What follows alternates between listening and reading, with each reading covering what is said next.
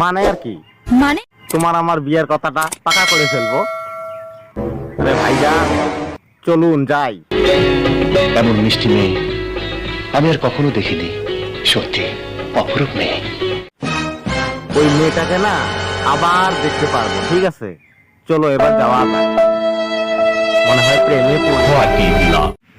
আমি তোমাকে আগে বলে দিছি যে এসব প্রেম প্রেম চক্করে পড়ো না।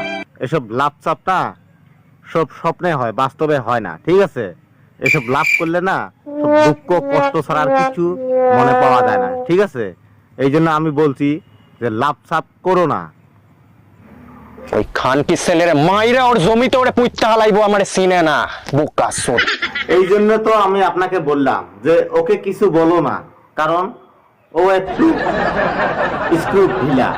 ঠিক আছে, চলো যাই। ওই বুকা সোডা আমার একটা ভালো শিখতে পাইনি, বুঝলি?